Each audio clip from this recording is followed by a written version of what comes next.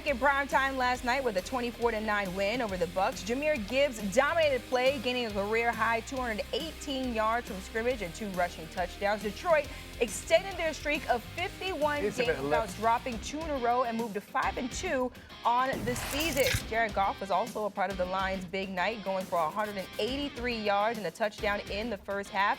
His 15th touchdown of the season, 3rd most in the league. Goff also ranks 2nd in completion percentage and 6th in yards per attempt. No other quarterback ranks top 6 in all 3 categories.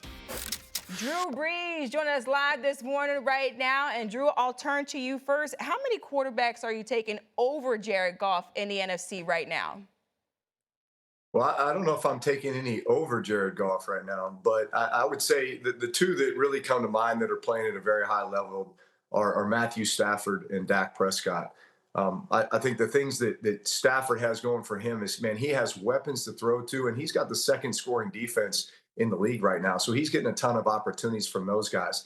Dak Prescott, the last 4 games, has a 124 or higher quarterback rating, which is pretty remarkable. That offensive system with Brian Schottenheimer and the way that they're set up to succeed, the opportunity to push the ball down the field, the emergence of George Pickens, CeeDee Lamb becoming healthy again last week.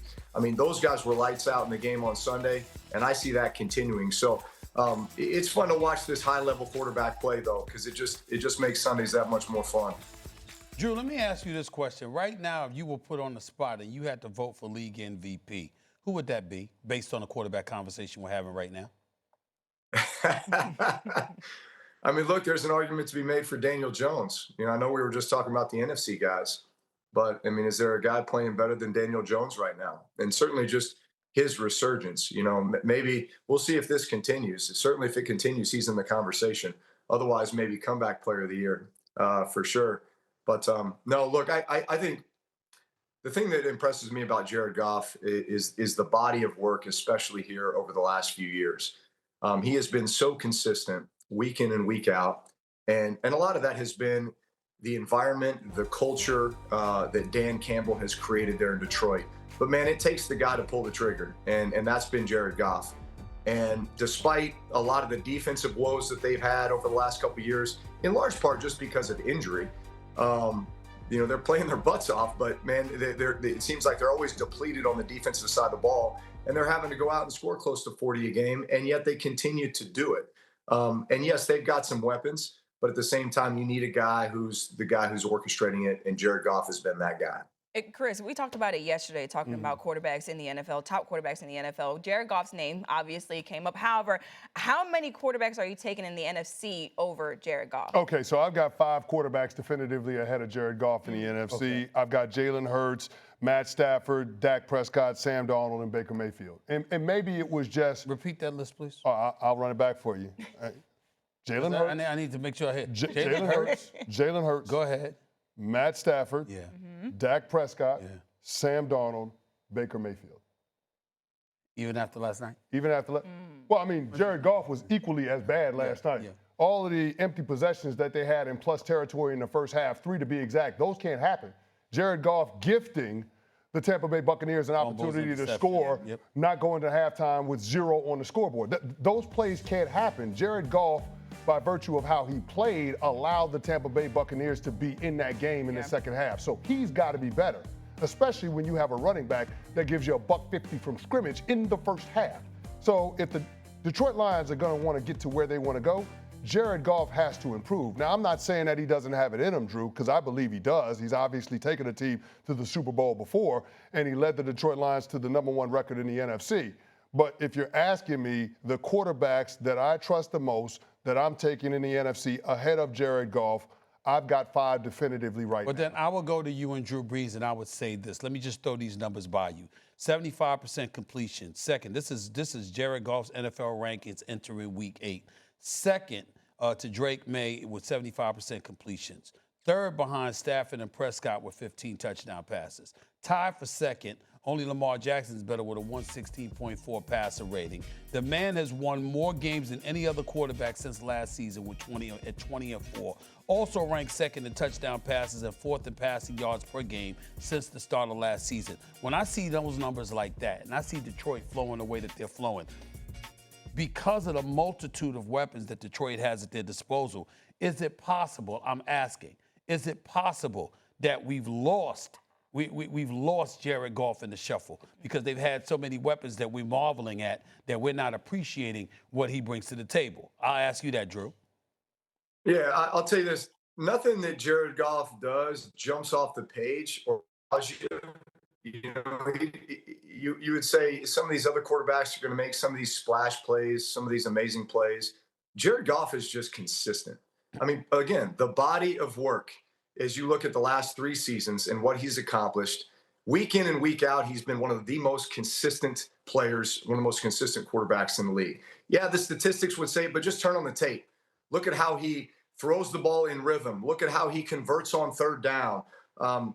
Look at how he spreads the wealth across all of his weapons, right? Like all of these things from a quarterback's perspective are the things that I watch and say, man, is he constantly making plays? Is he putting his team in a position to succeed? Is he answering the call when they need to? Hey, defense has been depleted. I mean, if you look across all these other teams that we're talking about, man, the Rams have the 2nd-ranked scoring defense in the league.